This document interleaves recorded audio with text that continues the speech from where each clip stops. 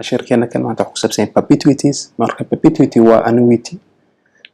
ونوع كمان نوعياش annuity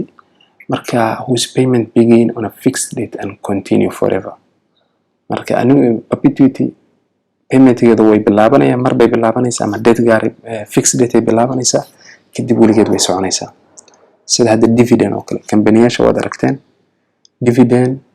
كوت اللي يبحيان قاركود حافية اللي يبحيان قاركود سنة كستا هالمرة يبحيان لكن هو واحد مركز طلب بحنين سنة كستا كمبنيك الديفيدين بيبحنيسا ولي قد نوي وضيسا مركا تاسوا نوع كميدا annuity ولا ده perpetuities scholarship وكلا scholarship وهدي وحنقوضا endowment ياشا قاركود scholarship مركا يبحنيان scholarship كولي قد يسوعنيسا وقف كوكله markuu scholarship bixinayo waxa weeyaan sanad kasta bixinayaan waligeedna way soconaysaa marka taas oo kale waxa loo dhahaa perpetuity soo meedan karan marka example hadan qaadano waxa weeyaan how much money lagu dhahay how much money is example 1 ka waxa lagu dhahay how much money is needed to establish a scholarship fund paying US 1,000 each half a year if the endowment can be invested at J2 equal to 10% and if the first scholarship will be provided Patega half a year from now but bigger immediately but say 4 years from now marka meeqa lacag how much money is needed baa lagu dhahay to establish a scholarship fund sifa loo asaaso scholarship fund oo sanad kastaba waxay bixinaysaa ama 6 bilood kastaba waxay bixinaysaa $1,000 marka meeqa lacag ayaa la rabaa inay scholarship fund kan haysato sifa ay sanad kastaba 6 bilood kastaba ay u bixiso $1,000 if the endowment haduu waqafkaas uu hadii lagu invest gareyn karo at J2 equal to 10% and if the first scholarship will be provided marka hadii waqafka lacagtiisa lagu invest gareyn karo at J2 equal to 10% hadana first scholarship ka la bixinayo Patega half year from now marka 6 bilood oo hadda laga joogo haday rabaan inay bilaabaan first scholarship inay bixiyaan meeqa lacag la rabo inay hadda haystaan way hadii Patbiga hadii la rabo hadaba inay bilaabaan inay bixiyaan $1,000 oo scholarship ah hadii hadda rabaan inay bixiyaan isla hadaba meeqa ayaa la rabaa inay lacag haystaan weeyaan question Patiga hadii rabaan 4 sano hadda laga joogo inay bilaabaan inay bixiyaan $1,000 6 bilood kastaba meeqa ayaa la rabaa hadda inay haystaan marka question waa iska yar tricky laakiin waa basically concept waa isku mid marka present value un baradinina la rabo scholarship fundigan inay haysato ama ay ku bilowdo sifa ay $1,000 6 bilood kastaba ay u bixiso sababta lacagta interest rate lagu invest gareynayna oo lagu sheegay waa J2 equal to 10% marka sifan uga shaqeyno example 1 ka waxaan sawiranaynaa marka hore timeline keeni marka scholarship kan waxay rabtaa inay bixiso $1,000 every half a year marka every 6 months kastaba 6 months kastaba waxaa la rabaa inay bixiso $1,000 sida ay ku socoto marka waa perpetuity marka way soconaysaa indefinitely lacagtan way iska soconaysaa Soomaaliga inta waa 30 marka period kuma ay way socotaa marka every 6 bilood waxay rabaan bixiyaan $1,000 Soomaaliga $1,000 every 6 bilood marka waa maxay lacagta present value la rabo inay haystaan sifa ay isaga bixin karaan sifa ay scholarship u awoodo inay 6 bilood kastaba ay $1,000 ay bixiso marka waxaan iska isticmaalaynaa formula present value oo lagu talagalay perpetuity oo ah perpetuity present value inay tahay R over I R2 waa payment-ga I-daasna waxa weeyaan waa waa 10% waa 10% waa iska 0.10 0.1 weeyaan laakiin fiirso waxaa laga dhigaa compounded J2 weeyaan marka labaad u qaybinaysa because waa compounded semi-annually waxaa kusoo baxay 0.05 marka very simple weeyaan waxaad imanaysaa r taadi oo kunkaas aad soo qaadanaysaa kunkana waxaad u qaybinaysaa toos waxaad u qaybinaysaa 0.05 waxaa kusoo baxaya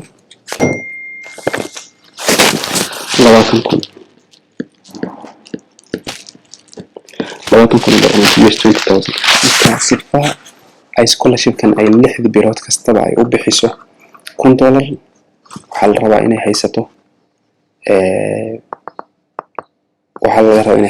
$20,000 Soomaalian garan but biga waxaan la dhahay immediately Soomaalian garan but waxaa la half years from now marka but biga waa immediately marka hadda ay rabaan immediately inay bilaabaan u fiirso meesha ay bilaabi lahaayeen $1,000 ay ku bilaabi lahaayeen 6 bilood kadib waxay rabaan inay bilaabaan hadda durbaba waxay rabaan inay bilaabaan at zero inta waxay rabaan inay ku bilaabaan $1,000 sida ay ku socoto marka hadda rabaan durbaba bilaabaan لازم انت 20,000 kuma filna 20,000 kuma bilaabi karaan waxay noqonaysaa ay ku qasbeen hadda inay ku bilaabaan 21,000 waayo u fiirso example 2 waxaan ka wada example kan hadda sameeyay part A 6 bilood kadib haday rabtay inay scholarship kan 6 bilood kadib haday rabtay inay bilowdo inay $1,000 bixiso muddada ay haysato laga bilaabaa 0 ilaa laga gaaray 6 months lacagta 20 ku invest gareyn kartaa at J2 is equal to 10% way ku invest gareyn kartaa redka si ay u soo saarto scholarship si ay u soo saarto lacagtan $1,000 6 bilood kadib laakiin haday rabaan inay durbo bilaabaan hada laazim marka waa inay haystaan $1,000 ay ku bilaabi lahaayeen أنا 20,000 أي هايستان وإنه $1,000 وديري هاي سفا أي كبل أي هاد سبب حيان immediately مركا أنسان بات بي هو إسكالواتني هالكون باتك قدام بيه أو بات سيا باتك قدام بيه أو سيا وحان لها 4 years from now 4 years from now مركا دي scholarship كو 4 سنة هاد اللي جيتشو 4 سنة سو سعطة أي waxay rabaan inay scholarship ka ay bilowdo inay $1,000 6 bilood kasta ay bixiso Soomaalian garan waa 4 sano oo soo socda marka in simple terms waxaa weeyaan waxaan ka rabaa 4 sano kadib inaan haysano 21,000 aan hadda idin sheegay 4 years from now marka simple waxaad soo doonaysaa 21,000 baad present value-geeda hadda raadinaysaa marka waxaad leedahay 21,000 aad soo qaadaysaa 21,000 1 plus 0.05 raised to power negative 4 iyadii baan raised to power negative 8 raised to power negative 8 baan maadaama hadda interest ratekeena 0.05 la bixinayo every 6 months 4 years na waa hadda laba ku dhufatid waxaa weeyaan waa 8 sano marka gadaal aan u celinayna marka gadaal haddaad u celisid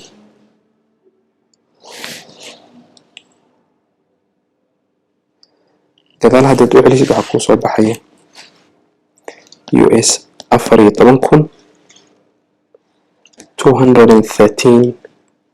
14,213.63 معناها waxaa weeyaan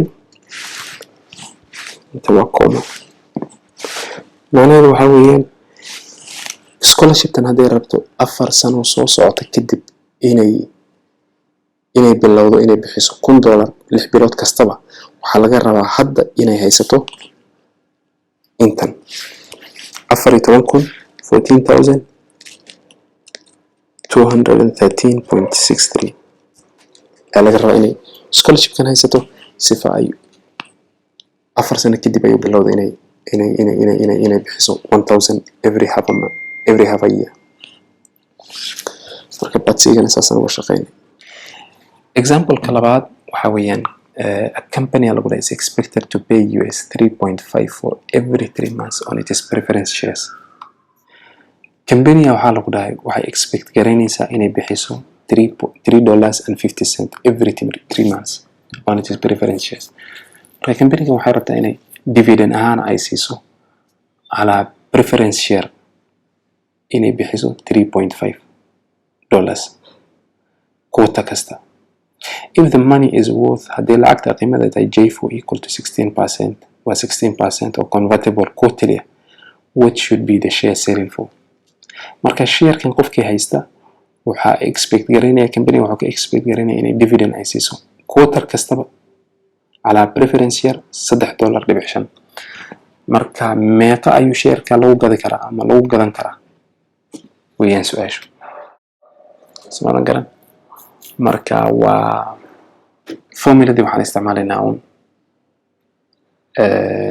formuladii loogu talagalay perpetuity ona siinaysa present value ayaan rabnaa inaan raadin shareka uu leeyahay. Example 2 timeline-keeda haddaan sameyrano company-gan waxay rabtaa inay bixiso every 3 bilood kasta waxay rabtaa inay siiso preference share-keeda waxay rabtaa inay siiso $3.50 every 3 months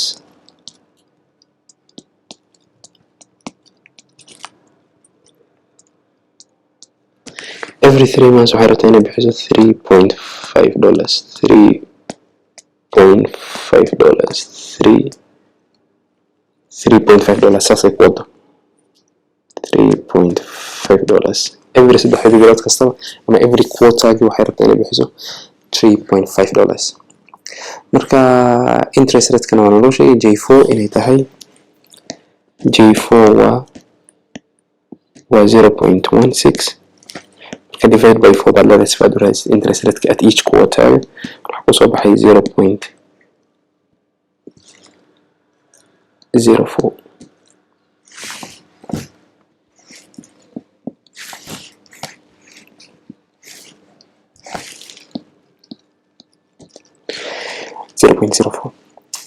marka waa perpetuity marka present value xarna qiimaha share-kan waa maxay qiimaha share-kan uu leeyahay. marka PV present value waxa weeyaan waa R waa payment-ga ay bixinaysa company-gan ay siinaysa preference share-ga aydana waxa weeyaan waa interest rate-kii. marka simply waxaad sameynaysaa 3.5 divided by waxaad leedahay 0.04. marka waxa ku soo baxay qiimaha uu leeyahay preference share-kan qiimaheeduna waa US 87.50